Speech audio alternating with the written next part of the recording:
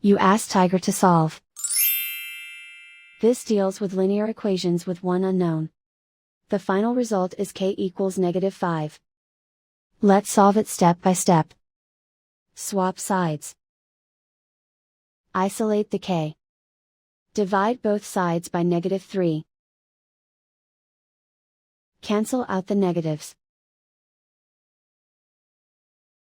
Simplify the fraction.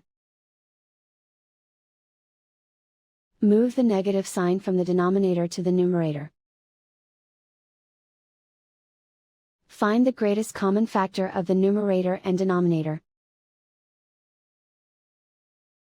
Factor out and cancel the greatest common factor.